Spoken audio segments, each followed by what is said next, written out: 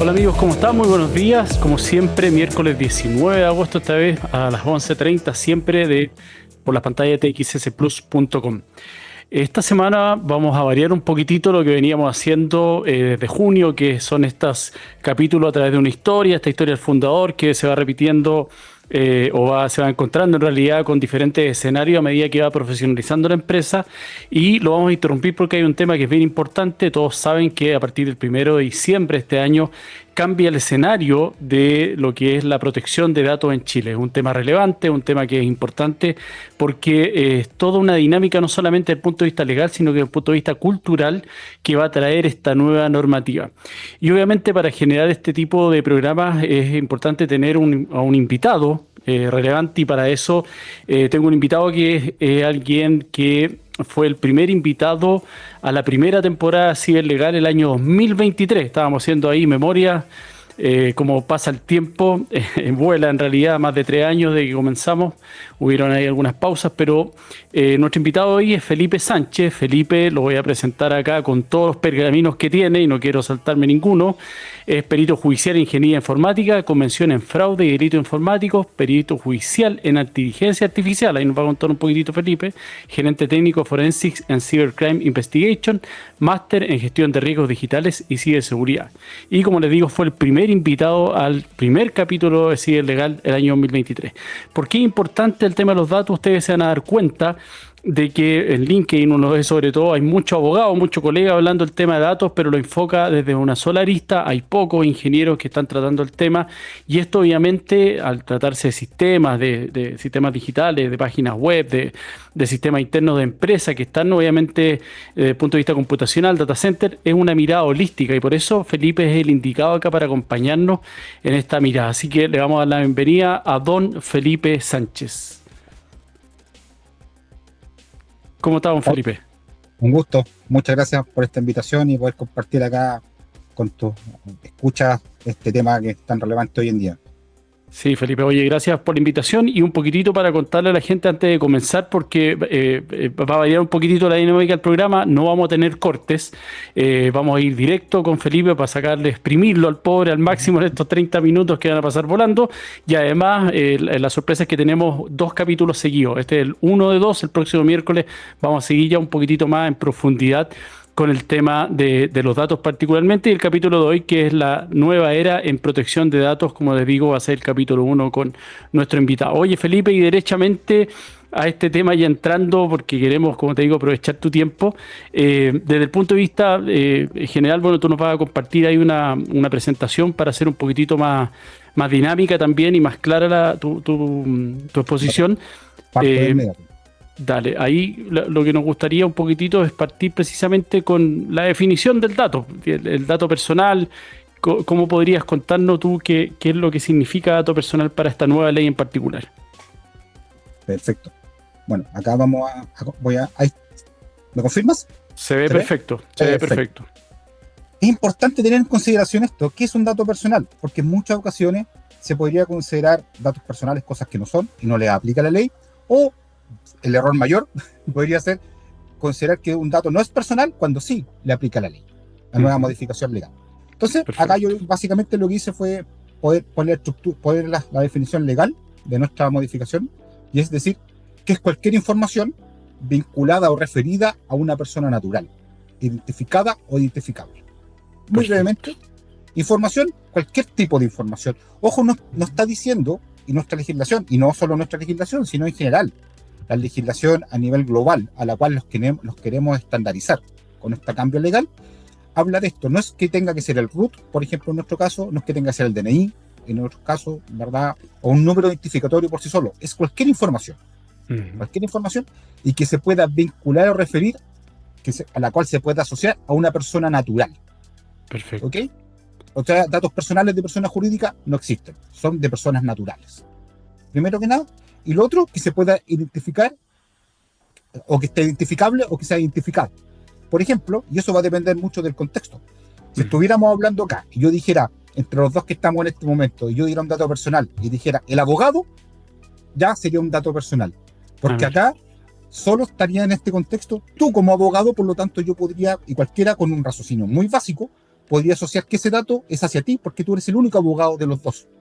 Perfecto. ¿Okay? Entonces, pero si yo dijera el abogado en Chile, ya no sería un dato personal porque ya no se podría identificar a la persona. ¿Okay? Entonces, todo depende, no es que con el dato se tenga que identificar, sino es que esté vinculado a esa persona. Perfecto, clarísimo. Y en general las organizaciones manejan 3 tipos de datos personales: de clientes, de trabajadores y de proveedores. Esos son los 3 tipos de datos que en general maneja. Y ojo que tú podrías tener, por ejemplo, hay empresas que son muy fuertes en los 3 tipos de datos. Y hay otras que son más fuertes en un tipo de datos. Por ejemplo, una empresa que sea de prestación de servicios a grandes empresas, por ejemplo, no sé, a la minería, le presto servicio a la minería. Probablemente mi fuerte va a estar en los trabajadores, porque mis clientes van a ser personas jurídicas. Ahora, sin embargo, podría tener proveedores, y de esos proveedores voy a tener algunos datos de contacto. Entonces, va a depender, y esto, ojo, va a depender del giro de la empresa, de muchas cosas, de muchos aspectos, cuál estaría más cargado, o si los 3 están equivalentes, pero ojo, eso es como los 3 tipos de datos personales. Entonces, si no tengo clientes, personas naturales, no significa que no me aplica la ley. Tengo que ver para los otros aspectos, si me aplica o no la ley. Claro, además ese es el error usual muchas veces dentro de las empresas, cuando uno hace estas entrevistas o tiene precisamente para levantar un mapeo de riesgo, en donde te dicen, no, yo solamente tengo trabajadores y le vendo a grandes empresas. Entonces ahí, como dices tú, el trabajador de por sí ya tengo datos, estoy manejando datos que no son míos. Absolutamente, incluso podría tener datos que fueran datos sensibles, que es otra categoría que no la vamos a volcar acá, pero por ejemplo podría tener datos de las cargas familiares. Y podría estar haciendo un trabajo, un tratamiento incorrecto de datos si estoy tomando datos de mis trabajadores, por ejemplo, y estoy haciendo acciones que no están amparadas en la legislación, por ejemplo, o estoy haciendo, por ejemplo, el otro día me tocó trabajar con una empresa que utilizaba huella dactilar para acceso al casino entonces es innecesario eso, es muy intrusivo usar ese dato personal, ese tipo de dato personal biométrico para esa función. Para esa finalidad, claro, es absurdo casi, claro. Entonces, ellos tenían su explicación y hoy en día la están haciendo, pero cuando entre en vigencia la ley ya no va a haber una fuente de licitud para poder ese tipo de acción. Ahí gráficamente, como dice el dicho, la explicación va a agravar la falta incluso, porque como dices tú, es excesivo el control para lo que se requiere. Si tuviéramos dentro un laboratorio en los que tú trabajas, por ejemplo, en donde hay controles de acceso para llegar a la información y que el peritaje, por ejemplo, que se levante no hayan entrado terceras personas, claro, ahí yo tengo que acreditar una cadena de custodia, pero es distinto. La finalidad y la fuente de licitud puede ser distinta. Oye, Felipe, y si yo, llévate un poco a lo técnico y aprovechando tu faceta, obviamente, de perito informático y además ahí perito en inteligencia artificial, después nos va a contar un poquitito de eso. Si yo hablo, cuando uno levanta información después de un incidente, por ejemplo, y ve la dirección IP, un log de firewall, ¿podría haber algún dato personal asociado, por ejemplo, a aquello, allá al ambiente 100% técnico? Sí, por supuesto. Pero ojo, todo depende del contexto. Por ejemplo, recordemos, dato personal, dato a persona natural. Entonces, una dirección IP podría ser un dato personal, sí, bajo ciertas condiciones, absolutamente. Podría ser un dato personal. Es más, analizar un log, en muchas ocasiones, yo analizo log en forma permanente, por lo tanto te lo puedo decir, mantienen demasiada información en algunos casos. Demasiada información que no cumple con la finalidad, ¿verdad? Y con un principio que se llama principio de minimización, que tengo que usar los mínimos datos posibles para realizar la actividad, el tratamiento. Entonces, todos estos aspectos técnicos van a tener que estar abordados por las diferentes empresas, organizaciones, para dar cumplimiento a la legislación. Correcto, perfecto, clarísimo. Yo no te quiero interrumpir mucho, así que si quieres avanzamos con la slide para ir poder viendo. Ok. Mira, otro aspecto muy importante que considero que es importante que lo tengamos en vista es por qué hubo este cambio legislativo. ¿Okay? Hubieron algunas presiones de la OCDE, de internacionales, ¿verdad? Pero nos vamos a quedar como en lo central. En lo técnico, claro. Respetar los derechos y libertades de las personas. Ese es como lo central. Respetar los derechos y libertades de las personas. ¿Por qué? Porque todos los que tengan datos de personas los tienen con un objetivo. Y en general ese objetivo es tomar alguna decisión. Te voy a dar un ejemplo muy sencillo. Supongamos que alguien tiene altura y peso de una persona. Con eso podría calcular el IMC y en base al IMC podría tomar alguna decisión. Alguna decisión de alguna prima de algún seguro, de brindarle o no, tomar alguna decisión en base a ese dato personal. Justamente entonces lo que está buscando el legislador acá es respetar derechos y libertades de las personas. Y esta ley básicamente regula la forma y condiciones en la cual se efectúa el tratamiento y la protección de datos personales de las personas naturales. O sea, nos va a establecer un marco de trabajo sobre el cual podríamos tener un actuar lícito del tratamiento de datos. Claro. Si no estamos actuando dentro de este marco legal, estaríamos haciendo un tratamiento ilícito de datos. Claro. Ahí es gráfico lo que hablas tú, porque muchas veces la gente, y algo que tal vez vamos a tocar un poquitito más adelante respecto a la cultura de datos, lo que no ve el ciudadano de a pie, como les gusta decir a algunos políticos, es cuál es la importancia de que terceros tengan datos. Por ejemplo, a mí me ha tocado verlo, lo he estudiado este tema y lo he visto también en aplicación, en donde muchas veces yo no sé, por ejemplo, cuando me aparece, hoy día todos estamos conectados a redes sociales, cuando a mí, por ejemplo, estamos conversando y nos ha pasado a nosotros en algunos temas, hemos conversado un tema y después nos aparece en Instagram, en Facebook, una publicidad respecto de algo, entonces me lleva a la compra, pero muchas veces yo no sé si lo que hicieron respecto a las ofertas que me están entregando es el perfilamiento que tienen con mis datos, con mi estado. Mejor opción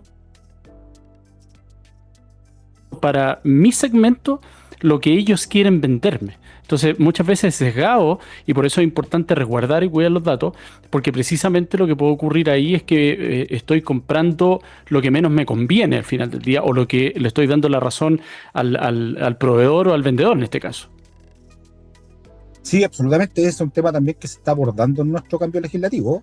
El tema de los procesamientos automatizados de datos va a tener que también respetar toda nuestra legislación. O sea, podría tener datos y lo otro, que cualquier dato que yo quiera tratar, procesar, automatizado o no automatizadamente, tengo que tener una fuente de licitud que sustente por qué estoy tratando ese dato. Si no tengo esa fuente de licitud, tendría un tratamiento ilícito de datos.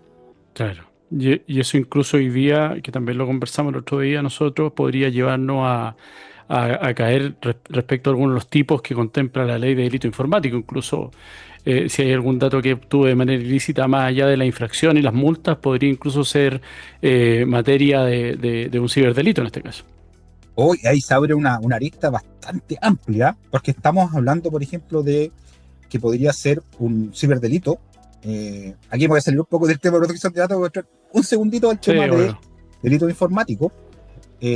Cuando se estuvo haciendo todo el trámite legislativo de nuestra modificación de la ley de delito informático y cuando pasamos de la ley 19.223 a la ley 21.459, dentro de todo ese proceso, que si bien nos basamos mucho como país en el convenio de Budapest, el convenio de ciberdelincuencia, el Ministerio Público, desde mi punto de vista, tuvo un acierto muy grande. El Ministerio Público, al proponer que se insertara la receptación de datos como delito tipificado. Entonces, si alguien recibe datos que vengan de una fuente ilícita, por ejemplo, de un hackeo, como comúnmente se le dice, esa persona que está obteniendo esos datos también está cometiendo un delito.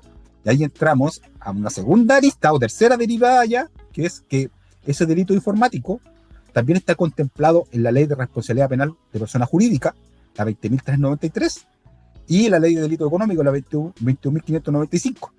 Claro. Por lo tanto, podría tener responsabilidad la persona jurídica y los directores. Por ese tipo claro. Claro, ahí es donde se hable y que hablamos también a propósito del tema del compliance, va a ser un tema ya general por todo este ecosistema en donde estamos habitando hoy día, que independientemente, como dices tú, que yo tengo una empresa que me dedico a la tecnología, que eso es lo que la gente tiene que apreciar, a mí no me aplica porque ¿cómo yo voy a cometer un ciberdelito? No, pues usted puede ser instrumento a través del cual, por ejemplo, el caso que dices tú, alguien hackeó la base de datos de una FP, sacó todos los datos de las personas, de los afiliados en este caso, y va y me venden a mí la base de datos de manera ilícita, yo la proceso y ahí estaría desde el punto de vista de la agencia de datos y las multas de rigor, pero además sería fruto de una investigación penal por si es delito que pueda acarrear, como indicas tú, la responsabilidad no solamente de la persona, gerente, general, director, que compró esos datos, sino que la persona jurídica, la empresa en su totalidad, con la extinción, por ejemplo, de persona jurídica, que es la sanción más grave, y las multas económicas también de rigor. Entonces, un tema sin dejar de hablar, obviamente, del prestigio reputacional en el mercado, que hoy día también es tan fuerte a propósito del área digital, ¿no? Sí, absolutamente. Ya, yo la verdad veo que este tema de compliance tiene que empezar a conversar. Ya no podemos pensar que el compliance va a estar aislado por No, diferentes partes. Esto ya es parte de la cultura organizacional. El gobierno corporativo tiene que ver el compliance como un aspecto integral perfecto. donde va a ir decantando hacia el cumplimiento global de todos los aspectos legales que se vayan estableciendo, pero verlos como isla yo creo que ya sería como un error desde mi punto de vista, porque se le van derivando a personas. O sea, por ejemplo, si tú Mm, tienes el compliance de ciberseguridad, es como al informático. Si tienes el compliance de responsabilidad penal de persona jurídica, al abogado que es generalmente o al que se haga cargo de encargado de prevención de delito. Pero eso tiene que tener un ambiente más que conversen entre ellos y que claro. interactúen entre ellos, una sinergia. Claro, y de hecho tendría que estar basado en el directorio, esa bisagra y no en la área individual en particular, porque si no, como dices tú, no van a conversar. Ujú. Ah, avancemos, Felipe, con tu Perfecto. lámina para que veamos. Entonces, ¿qué es un tratamiento? Porque algunos dicen, oye, yo no hago ningún tratamiento, yo Ujú. simplemente tengo los datos almacenados. Quiero aclarar que tener los datos almacenados ya es un tratamiento. Mira, Entonces, ¿qué es un tratamiento de datos? Cualquier operación automatizada o no automatizada. ¿A qué se refiere esto? Tengo carpetas físicas, tengo papeles, es tratamiento de datos. Si tienes datos personales ahí en esas carpetas, porque es automatizado o no automatizado. ujú, ¿Y qué es lo que se estableció acá? Que hay diferentes verbos, ¿verdad? Que establecen qué es lo que es un tratamiento. Recolectar, procesar, almacenar, comunicar, transmitir y utilizar. O sea, si te fijas, el legislador fue bastante amplio. Básicamente, claro, tú haces algo, alguna acción que realices, alguna actividad con un dato personal y ya te aplica la ley de protección de datos personales porque estás haciendo un tratamiento de datos personales. ¿Okay? perfecto. Esto es para evitar que cualquier situación, por ejemplo, cualquier resquicio respecto a decir, no, yo no tengo los datos, yo no estoy tratando porque los tengo almacenados. No, ya está el verbo explícitamente establecido en nuestra legislación. Ahí está. Si tú tienes datos almacenados, estás haciendo un tratamiento de datos personales. Claro. ¿Okay? Entonces, si alguien dice, oye, pero es que yo tengo datos históricos porque quiero saber las tendencias y quiero Mm, saber cómo fueron mis ventas o cómo... Ok, entonces, ¿qué podrías hacer? Evita que ese dato histórico, ese dato estadístico sea un dato personal. Como mm, lo haces, eliminas, anonimizas, claro, eliminas el enlace, el vínculo que pudiera haber entre ese dato y la persona, y ya tienes un dato estadístico.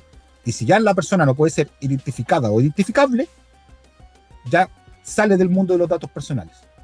Porque siempre para que sea un dato personal tiene que ser de una persona identificada o identificable. Entonces, claro, esos datos no tienen ningún sentido que los tenga asociados a alguien. claro. Entonces, Y cualquier cosa que yo quiera hacer. y todo esto, pues, nuestra ley fue pionera en su oportunidad, igual que la ciberdelito 97 y 99, los años ya, otro siglo incluso. ¿Qué es lo que hoy día cambia entonces con esta nueva ley que ya el 1 de diciembre esperamos empiece a regir en nuestro país? ¿Qué es lo que cambia para ti desde ese punto de vista? Cambia muchísimo, Juan Pablo. Muchísimo. O sea, vamos a pasar de una ley de protección de datos personales que tenía condiciones muy desventajosas hacia la, hacia la, hacia el titular de datos, la Mm, persona natural, a una que ya viene a proteger realmente sus derechos y libertades y establece una institucionalidad también, cosa que es como cuando tenemos un perro sin dientes, ahora sí se va a establecer en esta legislación que sí lo vamos a tener, que se va a crear la Agencia de Protección de Datos Personales, ujú, ¿verdad? La cual agencia que en este momento no existe, que está en proceso de creación, incluso su creación está retrasada, lo cual incluso pone un poquito en juego si esta ley se va a poder empezar a establecer ya, su entrada en vigor el 1 de diciembre, como inicialmente estaba establecido. Es posible que eso se vea un poco retrasado por estos temas administrativos, pero por ejemplo la agencia, a ver, tú ejerces un derecho, va a haber un ejercicio de derecho. Yo como titular quiero saber qué dato, un derecho de acceso. Quiero saber tu empresa qué dato mío tienes. La empresa va a tener un plazo para responder, y si no responde, yo notifico a la agencia y le digo, agencia, yo ejercí mi derecho, y la agencia le va a ir a preguntar a esa empresa qué fue lo que sucedió, y si la respuesta no es conforme a la ley, podría la agencia multarla. Es decir, oye, tú no cumpliste con la legislación porque no respondiste al ejercicio de derecho de esta persona, de este titular, de esta persona natural, respecto a que quería acceder a sus datos personales y saber por qué datos tienes y por qué los tienes. Claro, ¿Okay? claro. Es una fuerte, claro. Y van a venir multas, y se van a establecer también, van a venir sanciones, que las tengo planteadas unos minutos más, pero van a establecer sanciones económicas, que no son bastante onerosas, y también van a haber un registro. Entonces, claro, porque hoy día la complejidad es el tema de la habeas data, que hoy día lo que existe, uno como titular tiene que ir a un juzgado civil, además, en un procedimiento que si bien es sumario especial, ahí tiene algunos recuerdos, pero es de muy escasa y poca aplicación. De hecho, a uno le cuesta mucho. Hay más doctrina que jurisprudencia en el caso, porque no hay mucho, salvo lo que surgió a propósito de la modificación de la Constitución y el recurso de protección ante las Cortes de Apelaciones, pero ante los tribunales civiles muy poco lo que hay. Entonces esto sí sería un cambio en cuanto a la protección del usuario final, en este caso las personas naturales, ¿no? Claro, vamos a pasar de un proceso judicial, como es actualmente, a un proceso administrativo. Claro. Donde la agencia va a tener un rol muy importante. En otros países, por ejemplo en España, yo estoy tomando un máster en España, por eso puedo hablar bastante de España, un máster de protección de datos en España. La Agencia Española de Protección de Datos es un monstruo. Sí. Tiene una cantidad de sanciones enormes, tiene una cantidad de documentación, es realmente un organismo bastante profesional en su área. ¿Sí? Esperemos que nuestra agencia de protección de datos vaya en la misma línea. Eso sería a la altura. Sí, ojalá vaya uno en una línea similar. Oye, y dentro de eso entiendo que tú tienes los derechos que uno tiene como titular. ¿Nos vas a hablar de eso? La verdad, no lo tengo planteado acá en este momento, pero te lo puedo mencionar. Va a tener derechos de acceso, de cancelación, de rectificación, de portabilidad y de oposición y bloqueo. Perfecto. Son derechos que los titulares vamos a poder ejercer. En el momento se conocían como derecho arco, hasta con la ley actual. Pero la nueva modificación va a incorporar y va a hacer una pequeña modificación. La C de cancelación la va a cambiar por supresión, y va a incorporar un par de derechos más: portabilidad y bloqueo. Entonces ya no van a ser derechos arcos, sino van a tener otra sigla probablemente que se les va a inventar respecto a eso. Pero esos derechos, claro, van a ser derechos asociados a los titulares. ¿Y sobre quién vamos a ejercer esos derechos? Sobre los responsables de protección de datos. Perfecto. Eso es lo que sí tengo preparado en la próxima diapositiva. Por favor, avancemos, don Felipe. ¿Quién va a ser un responsable de datos? Cualquier persona natural o jurídica. Aquí, importante, no se está refiriendo a una sola. ¿Te acuerdas que los datos personales solo eran de las personas naturales? Sí, correcto. Pero en respecto a quién va a ser un responsable de datos, persona natural o jurídica. Ahí no hay diferencia. De derecho público o privado, tampoco hay diferencia. ¿Pero qué establece que alguien sea un responsable de protección de datos? Porque va a decidir acerca de los fines y medios del tratamiento de los datos personales. Del tratamiento, del almacenamiento, del procesamiento, de la utilización, de esos verbos que ya vimos en el slide anterior. La persona natural o jurídica, la persona que decida respecto a fines y medios, va a ser un responsable de datos. Y aquí cambia completamente la lógica de lo que tenemos. Hoy en día, cuando una empresa tiene, por ejemplo, una base de datos de clientes, habla de mi base de datos, dándose alguna especie como de propiedad sobre esos datos, ¿verdad? Y son mis datos, entonces yo los manejo, los protejo porque son mis datos. No, acá cambia. Esos datos nunca usted va a ser el propietario, ya no existe la propiedad de datos. Claro. Usted va a ser responsable. Claro. Sí, pues se invierte ahí el verbo, de hecho, claro. Exactamente. Y cuando usted sea responsable, ¿quién le va a decir esto? Usted va a tener obligaciones y deberes. Perfecto. En el cumplimiento de estas obligaciones y deberes, va a traer asociado algún tipo de sanción, que lo vamos a ver en el próximo slide, pero me quiero detener un poquito acá. Estas obligaciones y deberes no son obligaciones y deberes que tú puedas considerar de cumplimiento optativo, son de cumplimiento obligatorio. Y aquí es muy importante, que es lo que tenemos planteado ver la próxima semana, pero es importante entender que estos deberes y obligaciones son en todo el ámbito. Son legales, por ejemplo, si yo firmo un contrato, me tengo que preocupar de eso. Son técnicas, tecnológicas. Si yo desarrollo un sistema, me tengo que preocupar desde que estoy desarrollando el sistema, desde el comienzo de un diseño, la protección de datos desde el diseño y de por defecto. Claro. Me tengo que preocupar, por ejemplo, la protección de datos por diseño y por defecto. Una de las cosas básicas es este tema de las cookies, de cómo voy a acceder a los datos, ¿verdad? Pero hay más. Por ejemplo, que yo no le puedo dar acceso a que todos mis empleados visualicen todos los datos de mis clientes si no hay una justificación. Ah, segmentación. Exactamente, eso lo voy a tener que diseñar también, lo voy a tener que implementar. Hay medidas de ciberseguridad, que es cómo yo incorporo unas medidas de protección de seguridad para que eventualmente un hackeo no tenga efecto y no afecte los datos de los titulares de los cuales yo soy responsable. Porque hasta actualmente, cuando por ejemplo una empresa sufre un hackeo, esa empresa es víctima del hackeo. Claro. A futuro va a seguir siendo víctima del hackeo por la parte penal, pero por la parte administrativa, es decir, va a llegar la agencia y le va a decir, demuestre que usted fue diligente en proteger estos datos con algo que se llama responsabilidad proactiva. Correcto. ¿Cuáles fueron las medidas para mitigar el riesgo, en este caso, de un posible ataque de ciberseguridad de acuerdo a lo que usted tiene? Exactamente. Y van a haber temas de procesos de negocio. Por ejemplo, que el negocio en sí mismo venga a la protección de datos y no que cualquier persona esté accediendo a datos personales de sus clientes, de sus trabajadores, sus proveedores, irrestrictamente. Entonces, mirar esto de los deberes y obligaciones de una única arista es incorrecto. Claro. Porque acá van a haber aristas legales, aristas tecnológicas, aristas de ciberseguridad y aristas de procedimiento de negocio. Por lo tanto, hay que ver una mirada más holística. Mirar solo esto de un puro pilar, de un único pilar, es erróneo. Nos quedamos cojos. Oye, Felipe, nos quedan 3 minutos, así vuela el tiempo. Nos gustaría que habláramos de las multas y sanciones que nos había dicho ahí, que eso es lo que mueve muchas veces a la empresa a tomar las decisiones de rigor.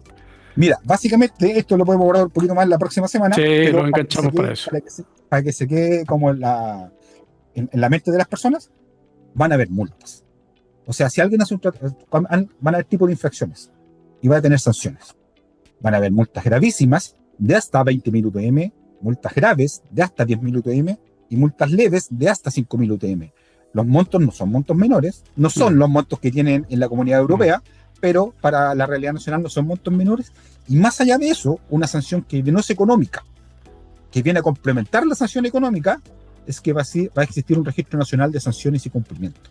Claro. O sea, de acceso público y gratuito.